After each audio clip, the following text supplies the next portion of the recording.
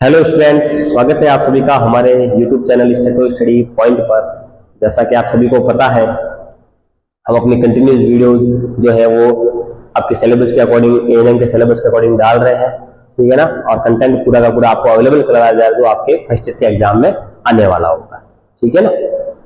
चलिए अपन शुरू करते हैं आज एक दूसरे टॉपिक के साथ में। डिजीज के बाद में एक नया टॉपिक है डिजीज से रिलेटेड, इसको अपन डिजीज साइकिल के नाम से जानते हैं। उससे पहले आप सभी जितने भी मेरे शेर और शेरियां हैं, एक बार इसका स्क्रीनशॉट ले लें ताकि आपके क्या है कंटिन्यू नोट्स आपके मेंटेन रहेंगे। हट जाता हूं थोड़ा सा, पूरा ही हट गया लो, चलो ले लिया हो गया। अपन बात करते हैं डिजीज साइकिल के बारे में। इससे पहले अपने डिजीज के बारे में बात की। डिजीज क्या है, परिभाषा बता दी, शरीर का सामान्य अवस्था से असामान्य अवस्था में चले जाना। कैसे फैलता है, एजेंट, होस्ट और एनवायरमेंट क्या होते हैं, उसके अंदर mode of transmission, direct transmission से कैसे फैल रहा है, इनडायरेक्ट ट्रांसमिशन से कैसे फैल रहा है, वो भी मैंने आपको बता दिया था। आज अपन बात करते हैं डिजीज साइकिल। एक चक्र में अगर शरीर के अंदर कोई भी प्रकार की बीमारी होती है तो कहां से शुरू होती है और कहां जाकर क्या होती है, खत्म होती है, उसके बारे में आज अपन शुरुआत करेंगे पढ़ने के बाद। समझ में आया आपको? डिजीज साइकिल हिंदी में कहते हैं रोग चक्र।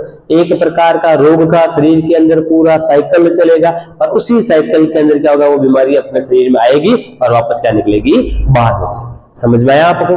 चलिए देखो, रोग चक्र को 6 भागों में बांटा गया। बड़े आसान तरीके से एक छोटा सा मैंने आपके सामने नन्हा मुन्ना सा डायग्राम बनाया है, ठीक है ना। इस डायग्राम से समझना कि किस प्रकार से बीमारी शरीर के अंदर आ रही है, उसकी डिजीज के जो 6 चक्र है या 6 साइकिल के दौरान डिजीज कैसे कैसे बॉडी के अंदर फैल रही है, उसके बारे में मैं आपको बताना चाहता हूँ। सबसे पहले देखो, एक टाइप होता है आपके, कौन सा मैंने यहाँ लिख रखा है, इंक्यूबेशन पीरियड। मतलब सबसे पहले कोई भी बीमारी बॉडी के अंदर आएगी और जैसे मतलब कोई भी वायरस बॉडी के अंदर घुसता है, पहला साइन और सिम्टम जब बताता है, उसके बीच की अवधि को अपन इंक्यूबेशन पीरियड कहते हैं। मतलब ये यहाँ से बीमारी की क्या हो जाती है, आपकी शुरुआत हो जाती है। दूसरा टाइप कौन सा, आपके प्रोडर्मल पीरियड। पहला है आपके इंक्यूबेशन पीरियड, दूसरा है प्रोडर्मल पीरियड। मतलब साइकिल यहाँ से शुरू हो गया है, ये सेकंड स्टेज में चला गया। थर्ड स्टेज के अंदर उस साइकिल का क्या नाम हो जाएगा, आपके फास्टेजियम। फिर फोर्थ के अंदर क्या होगा, डेफरवेसेंस। फिर फिफ्थ के अंदर क्या होगा, कन्वल्सेंस। और सिक्स्थ के अंदर क्या होगा, डिक्लाइन। मतलब यहां से बीमारी की शुरुआत हो रही है और इस प्रकार से इस स्टेज में बीमारी क्या हो रही है, तक आपकी बॉडी से बाहर जा रही है। समझ में आया? सबसे पहले अगर पूछ ले कि फर्स्ट स्टेज कौन सी है डिजीज साइकिल की, तो इंक्यूबेशन पीरियड। और अगर पूछ ले कि लास्ट स्टेज कौन सी है डिजीज साइकिल की, तो डिक्लाइन। देखो, नाम याद होना जरूरी है। नाम याद नहीं होंगे तो टॉपिक का फिर आपको पूरा समझ में नहीं आएगा। मैंने आपको कहा कि डिजीज जो साइकिल है उसके अंदर टोटल अपन साइकिल को कितने भागों में बांटा गया, 6 प्रकार में, 6 टाइप्स में। पहला कौन सा है, इंक्यूबेशन पीरियड।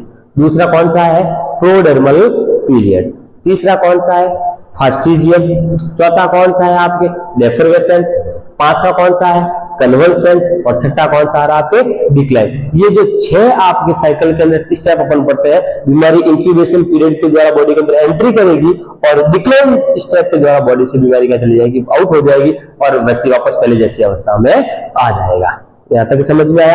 अब इस प्रत्येक स्टेप को अपन अलग से आसान भाषा में पढ़ने की क्या करेंगे, कोशिश करेंगे और समझने की कोशिश करेंगे। देखो, सबसे पहला अब अपने पास में आएगा इंक्यूबेशन पीरियड। तो भाई क्या होता है इंक्यूबेशन पीरियड?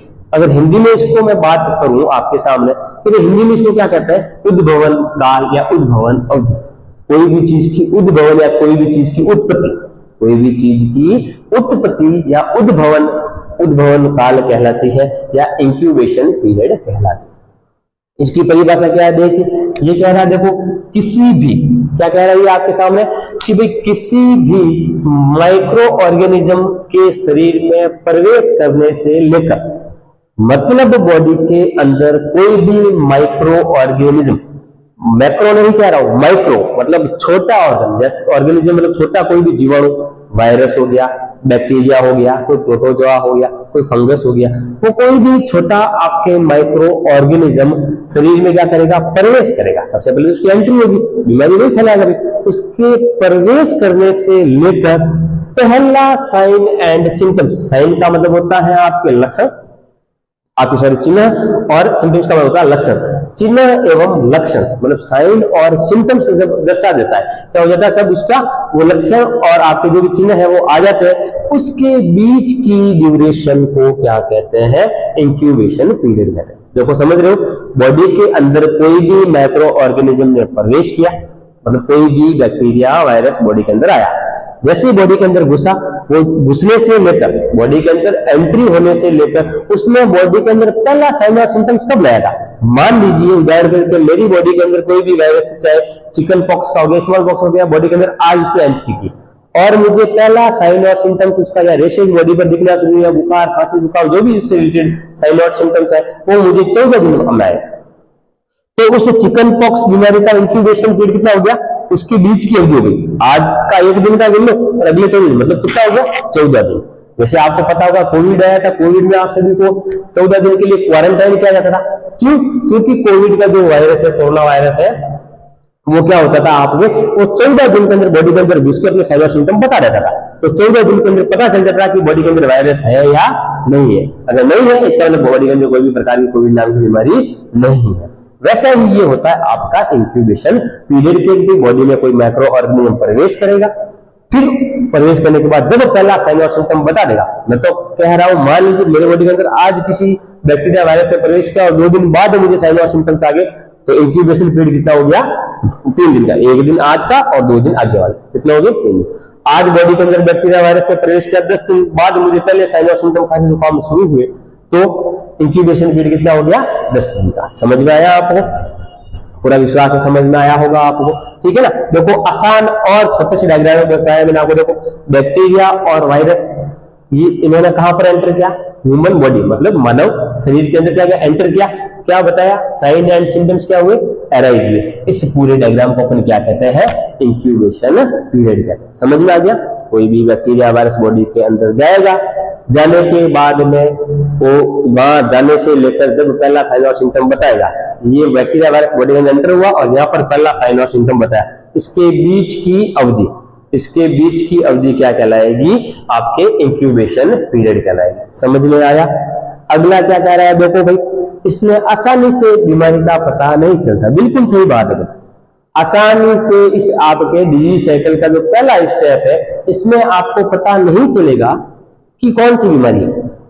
आप इसके द्वारा नहीं बता सकते कि व्यक्ति को टीबी है, डेंगू है, मलेरिया है, चिकन पॉक्स है, स्मॉल पॉक्स है, नहीं बता सकते, क्योंकि इंक्यूबेशन पीरियड के दौरान जो सामान्य साइन और जो नॉर्मल साइन और सिम्टम्स होते हैं वही आते हैं। वो जो क्लासिकल साइन और सिम्टम्स होते हैं, जो उसी बीमारी से पर्टिकुलर आपके क्या करते हैं, रिश्ता रखते हैं, वो साइन और सिम्टम्स में देखने को नहीं मिलते। जैसे मान लीजिए खांसी जुकाम, बहुत सारी बीमारियों में खांसी और जुकाम होते हैं, बहुत सारी बीमारियों में बुखार आता है, तो कोई पर्टिकुलर डिजीज को अपन डिफाइन नहीं कर सकते इस इंक्यूबेशन पीरियड के आपके द्वारा, मतलब आसानी से बीमारी का पता नहीं लगेगा। समझ में आया आपको? ऐसा नहीं है कि भाई आपने इंक्यूबेशन पीरियड देखा और 10 दिन बाद में आपको खांसी जुकाम हुआ, इसमें तो कोरोना है, नहीं था। आप उसको परिभाषित ऐसे नहीं कर सकते। जब तक पूरी डिजीज के बॉडी के अंदर लक्षण नहीं आ जाएंगे, तब तक आप इंक्यूबेशन पीरियड को क्या नहीं कर पाओगे, या इस बीमारी को आप डिफाइन नहीं कर पाओगे। उसके बाद में अगला क्या है, देखो, डायग्नोसिस नॉट पॉसिबल, मतलब जांच इसमें पॉसिबल नहीं है। ऐसा नहीं है कि मेरे को कल खांसी जुकाम हुआ और आज आपने जांच करवा दी, मेरे अंदर टीबी पॉजिटिव आ जाएगा या मेरे अंदर डेंगू मलेरिया या कोविड पॉजिटिव आ जाएगा। बिल्कुल कभी भी संभव नहीं है, कभी नहीं। जब बॉडी के अंदर उस वायरस ने पूरा प्रकोप डाला ही नहीं है, बॉडी के अंदर सिर्फ एंटर करके उसने पहला साइन और सिम्टम बताया है, पूरा बॉडी के मतलब प्रकोप, बॉडी पूरी उस बीमारी से इन्फेक्टेड हो जाएगी, फिर उससे रिलेटेड अपन जांच के लिए भेजेंगे और फिर आगे का प्रोसेस होगा। यहाँ पर तो सिर्फ पहला साइन और सिम्टम आया। आपके फर्स्ट साइन एंड सिम्टम्स क्या हुए आपके, यहाँ पर अगर मैं बात करूं, आपके फर्स्ट क्या हुए, साइन एंड सिम्टम्स अरेंज, मतलब पहली बार क्या आपके लक्षण आए हैं, तो उसमें आप नहीं पता कर सकते कि भाई व्यक्ति को बीमारी होगी ही होगी। समझ में आया आपको? तो इन चीजों को क्या होना चाहिए, आपको ध्यान होना चाहिए। तो इंक्यूबेशन पीरियड जो होता है इंपॉर्टेंट भी है, कई बार एग्जाम में भी पूछा गया, तो इसकी परिभाषा याद होना चाहिए। परिभाषा क्या थी आपके, कि कोई भी माइक्रो ऑर्गेनिज्म बॉडी के अंदर प्रवेश करने से लेकर पहला साइन और सिम्टम्स बता रहा है, उसके बीच की अवधि को क्या कहेंगे, इंक्यूबेशन पीरियड कहेंगे। इसमें बीमारी का आसानी से पता नहीं चलेगा और जांच इसमें आसानी से आपके पॉसिबल नहीं है। जांच से नहीं पता चलेगा कि वे कौन सी बीमारी है या कौन सी नहीं है। समझ में आया? डिजीज साइकिल का क्या होता है, ये पहला आपके पॉइंट यहाँ पर हो जाता है खत्म। टोटल अपन ने 6 अभी किए, 6 में से पहला क्या होता है खत्म। पहला इंक्यूबेशन पीरियड, दूसरा प्रोडर्मल पीरियड, तीसरा फास्टिजियम, चौथा डिफरेंसेंस, पांचवा कन्वल्सेंस और छठा डिक्लाइन। जिस साइकिल में से पहला अपन ने इंक्यूबेशन पीरियड पढ़ लिया, समझ लिया, जिसकी परिभाषा है कि कोई भी माइक्रो ऑर्गेनिज्म बॉडी के अंदर प्रवेश करेगा और पहला साइनोसिस तक फैलाएगा, उसके बीच की अवधि को इंक्यूबेशन पीरियड कहते हैं। इसमें आसानी से बीमारी का पता नहीं चलता है और कोई भी जांच इसमें पॉसिबल नहीं है। आशा करता हूं आपको समझ में आया होगा। जानने से पहले सभी स्टूडेंट ध्यान से सुने, कोई भी आपको ऐसा टॉपिक है जो समझ में नहीं आ रहा है या जो आपके दिमाग में पल्ले नहीं पड़ रहा है, तो आप कमेंट बॉक्स में जरूर छोड़ें, ताकि हम उस टॉपिक से रिलेटेड आगे वीडियो आपके सामने अवेलेबल करवा सके। और आप सभी हमारे यूट्यूब चैनल स्टडी पॉइंट को सब्सक्राइब करें, लाइक करें, हमारे वीडियोस को ज्यादा से ज्यादा शेयर करें। और अगर हमारा पढ़ाने का तरीका आपको आसान और एक्सप्लेनेशन अच्छा लगता है तो कमेंट बॉक्स में अपनी राय जरूर दें, क्या क्या उसमें बदलाव की जरूरत है, या जैसा चल रहा है वैसा बढ़िया चल रहा है या नहीं चल रहा है। जो भी हो आप जरूर अपनी राय दें। मिलते हैं अगली क्लास में। Thank you so much.